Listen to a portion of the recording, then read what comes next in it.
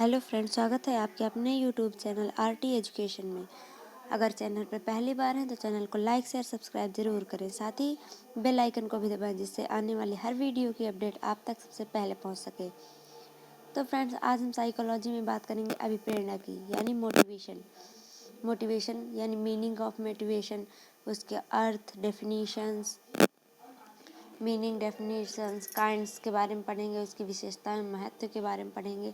तो फ्रेंड्स, आइए वीडियो को स्टार्ट करते हैं। आइए फ्रेंड, देखते हैं सबसे पहले मीनिंग ऑफ मोटिवेशन। मोटिवेशन है क्या? तो देखिए फ्रेंड, मोटिवेशन लैटिन भाषा के मोटम शब्द से बना है। किससे बना है? लैटिन भाषा के मोटम शब्द से बना है। और ये मोटिवेशन क्या है? अंग्रेजी शब्द है। क्या, कौन सा शब्द है? अंग्रेजी शब्द है। मोटिवेशन है इंग्लिश शब्द, और ये लैटिन भाषा के मोटम शब्द से बना है, जिसका अर्थ है गति करना, टू मोशन, टू मूव। और क्या होता है? मोशन, जिसका अर्थ होता है टू मूव और मोशन यानी गति करना। अभिप्रेरणा के शाब्दिक अर्थ में हमें किसी अनुक्रिया करने का बोध होता है। शाब्दिक में क्या होता है? अभिप्रेरणा का मतलब क्या होता है? किसी अनुक्रिया को करने का बोध होता है, यानी हमें किसी व्यक्ति से प्रेरणा जैसे मिलती है तब हम कार्य को करना शुरुआत करते हैं। जैसे हम स्कूल में पढ़ने जाते हैं तो क्लास में जब हमें एक टीचर मोटिवेट करता है तभी हम अब अच्छी शिक्षा को प्राप्त कर पाते हैं। तो फ्रेंड्स, आइए अब देखते हैं नेक्स्ट है डेफिनेशन ऑफ मोटिवेशन, अभिप्रेरणा की परिभाषा। अब परिभाषा देखिए, वो हो गया इसका अर्थ कि क्या होता है टू मूव। तो फ्रेंड्स देखिए, अभिप्रेरणा एक ऐसा प्रेरक है जो लक्ष्य की ओर प्रेरित करता है। किसकी ओर? लक्ष्य की ओर प्रेरित करता है। अर्थात प्रेरणा एक ऐसी संक्रिया है जो जीव को क्रिया करने के लिए प्रेरित या उत्तेजित करती है या फिर उकसाती है। तो फ्रेंड्स, आज हम इसका सिंपल बता देना चाहते हैं कि अभिप्रेरणा एक ऐसा प्रेरक है, ऐसा लक्ष्य है, ऐसा प्रेरक है, ऐसा आंतरिक बल है जो कि लक्ष्य की ओर या निश्चित व्यवहार करने के लिए अग्रसर करता है। किसके लिए? निश्चित व्यवहार के लिए जो अग्रसर करे वही क्या है? मोटिवेशन है, वही अभिप्रेरणा है। चलिए next, definition bye psychologist.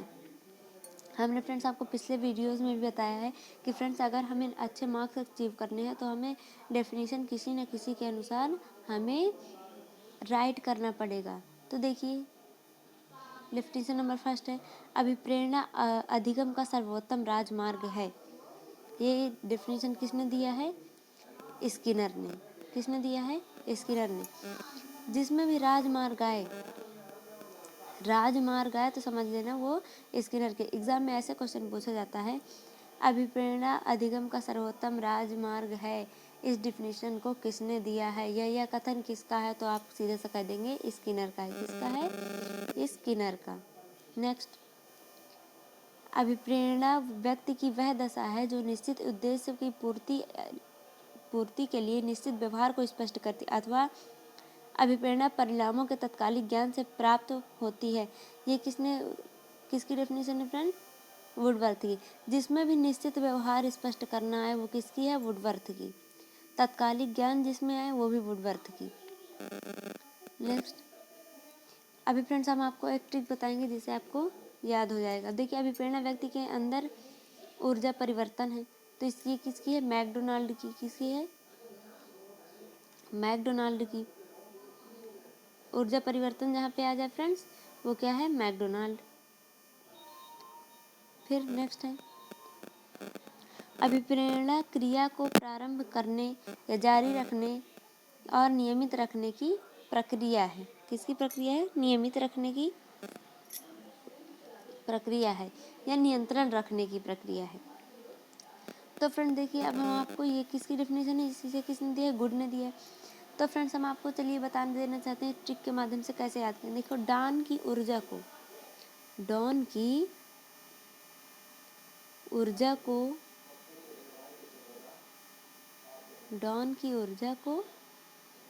Good के नियंत्रण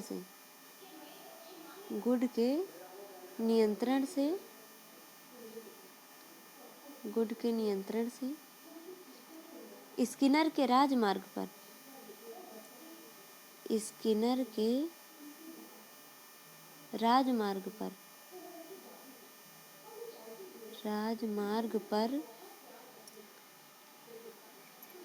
वुडवर्थ उद्देश्य की पूर्ति करता है।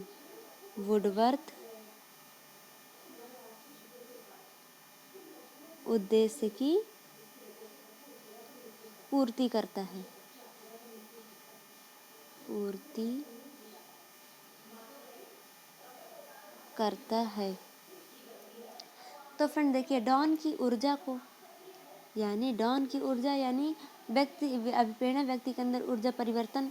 तो जहाँ पे ऊर्जा परिवर्तन है वो क्या है, वो डॉन है। फिर गुड के नियंत्रण से, यानी गुड ये संपूर्ण क्रिया को क्या करता है, नियंत्रण करता है। तो ये क्या है, गुड। फिर स्किनर के राजमार्ग पर, जहाँ पे राजमार्ग है वो क्या है, स्किनर, यानी अभिप्रेरणा अधिगम का सर्वोत्तम राजमार्ग है। फिर नेक्स्ट है वुडवर्थ उद्देश्य की पूर्ति करता है। क्या करता है, यानी अभिप्रेरक व्यक्ति की वह दशा है जो कि निश्चित उद्देश्य की पूर्ति के लिए निश्चित व्यवहार करता है। यानी उद्देश्य की पूर्ति किसकी है, वुडवर्थ की। तो फ्रेंड्स, इस ट्रिक से हम सारी डेफिनेशंस को आसानी से याद रख सकते हैं।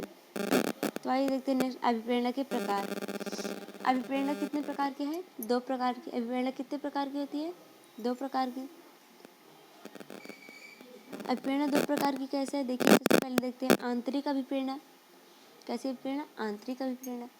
आंतरिक अभिप्रेरणा कैसी होती है, जो स्वतः उत्पन्न होती है वो क्या होती है, आंतरिक अभिप्रेरणा। तो फ्रेंड, आंतरिक जो अंदर से उत्पन्न होती है स्वतः, तो वो क्या होती है, सकारात्मक। क्या होती है,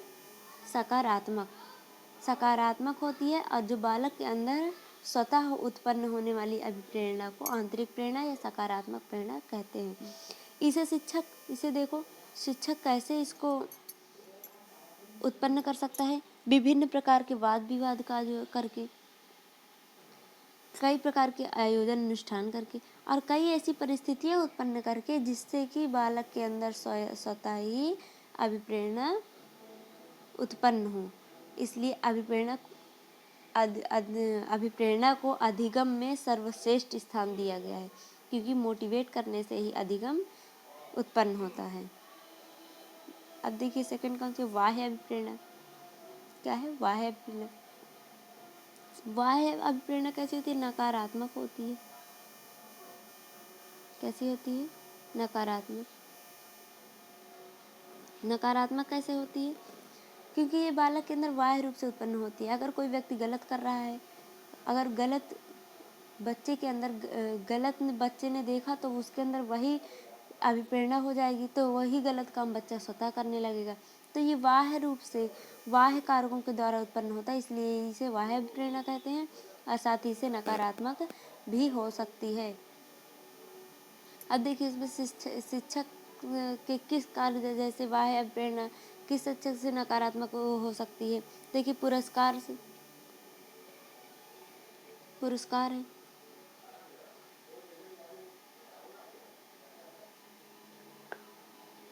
पुरस्कार की वजह से, पुरस्कार जैसे हम देंगे तो बालक के अंदर प्रेरणा उत्पन्न होगी, तो वो बालक क्या होगा, विपरीत। दंड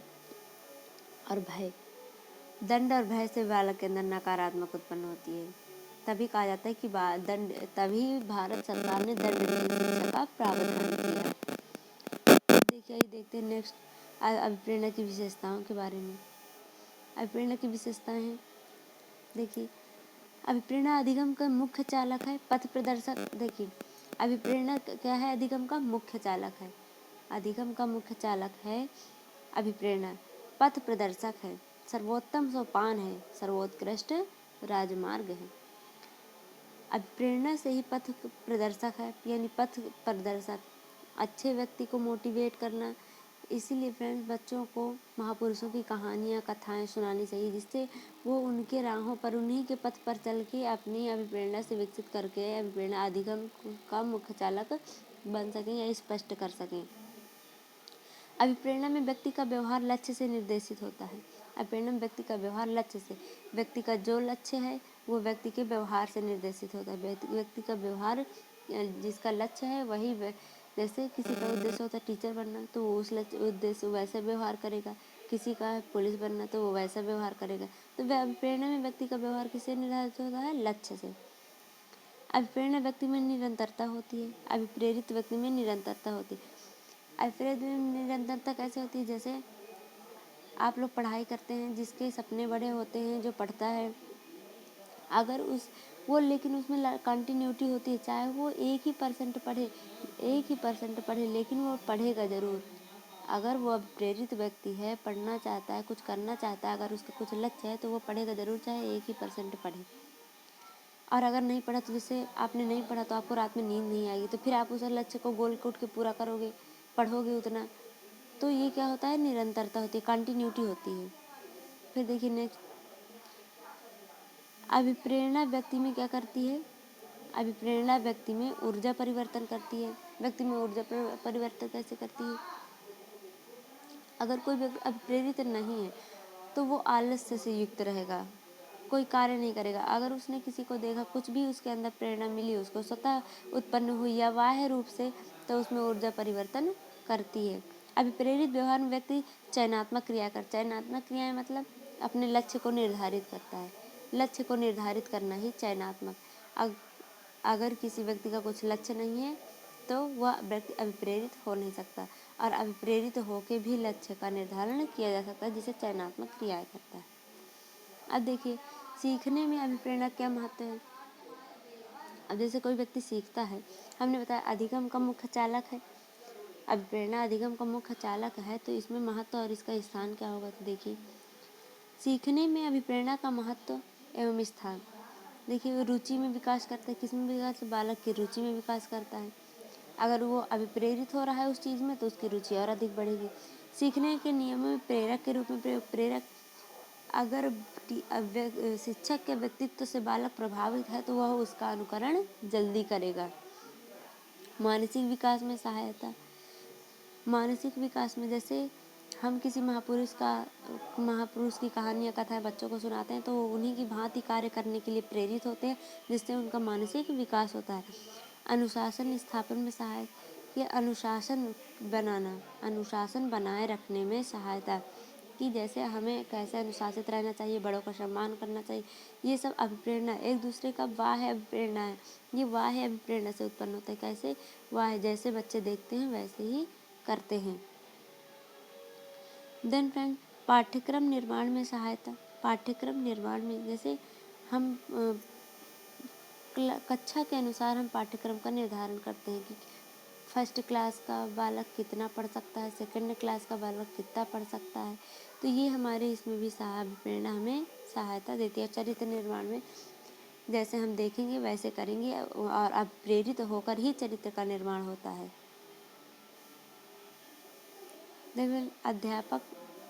अध्यापन विधियों में सफल प्रयोग में सहायता। अध्यापन विधियों में सफल प्रयोग में सहायता, जैसे हम अध्यापन कर रहे हैं यानी पढ़ा रहे हैं, उसमें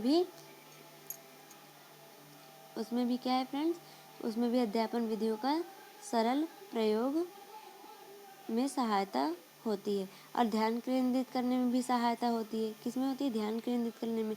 जैसे हम कुछ पढ़ रहे हैं तो हमें एक टीचर कहता है हमें अपना माइंड कंसंट्रेट करने के लिए, तो अगर वो टीचर माइंड कंसंट्रेट करे तो बच्चे ज़रूर से ज़रूर कोशिश करेंगे टीचर से प्रेरित होकर अपने ध्यान को केंद्रित करने में। तो फ्रेंड्स, अभिप्रेरणा यानी मोटिवेशन हमें ध्यान केंद्रित करने में भी सहायक है। अब देखिए, शिक्षा में अभिप्रेरणा प्रदान करने की विधियाँ। अब शिक्षा में बच्चे में कैसे हम अभिप्रेरणा को प्रदान कर सकते, कैसे उसके अंदर अभिप्रेरणा उसको प्रभावित कर सकते हैं, कैसे अभिप्रेरित कर सकते हैं? तो देखिए, उसको रुचियों का हमें पता होना चाहिए कि बालक की रुचि किस में है। बालक की रुचि किस में है? स्वस्थ प्रतियोगिता का विकास। स्वस्थ प्रतियोगिता यानी बालक स्वस्थ है या नहीं, इसका भी टीचर को अध्ययन करना पड़ेगा। बालक की प्रशंसा करने से, जैसे बालक ने आज एक प्रश्न सही किया तो वो उसकी प्रशंसा करेंगे तो कल उसके शायद उसके 2 प्रश्न भी सही हो सकते हैं। इसलिए प्रशंसा भी अभिप्रेरणा प्रदान करने की प्रमुख विधि मानी जाती है। प्रोत्साहन, बच्चों का उत्साह वर्धन करना चाहिए। उत्साह वर्धन करने से अभिप्रेरणा मिलती है। आकर्षक एवं स्पष्ट लक्ष्य होना चाहिए। आकर्षक एवं स्पष्ट लक्ष्य का निर्धारण करना चाहिए, यानी लक्ष्य जो भी हो वो क्लियर हो, स्पष्ट हो। अब देखिए पुरस्कार, यदि हम किसी भी प्रतियोगिता का आयोजन करते हैं, अगर उसमें पुरस्कार का प्रावधान है तो बच्चे उसमें इंटरेस्ट लेंगे। उसमें क्या लेंगे? इंटरेस्ट लेंगे। और अगर नहीं है कोई भी पुरस्कार का प्रावधान तो बच्चे इंटरेस्ट नहीं लेंगे कि चलो हटाओ, इसमें कुछ नहीं है। दंड का प्रावधान, दंड के प्रावधान से भी बच्चे के अंदर भय उत्पन्न होता है, जिससे कि बच्चे प्रेरित होते हैं। प्रगति एवं परिणाम का ज्ञान, हमें ये ज्ञान होना चाहिए कि बच्चा किस परिणाम तक पहुंच सका है और बालक कितने प्रगति पर है, यह शिक्षक को नॉलेज होना चाहिए। और सामूहिक कार्य इत्यादि, यानी सामूहिक कार्य बच्चों को देना चाहिए और इसमें देखना चाहिए कि कितने बच्चे कमज़ोर हैं, कितने नहीं हैं। तो फिर इससे हमें पता चलता है कि बालक अभी कितने प्रोसेस तक है, अपनी कहाँ तक पहुँचा है, ये हमें ज्ञान हो जाएगा कि बालक किस परिणाम तक पहुँच चुका है। तो फ्रेंड्स, अगर वीडियो अच्छा लगा हो तो लाइक से सब्सक्राइब जरूर करें, साथ ही बेल आइकन को भी दबाएं जिससे आने वाले हर वीडियो के आप तक पहुँच सके।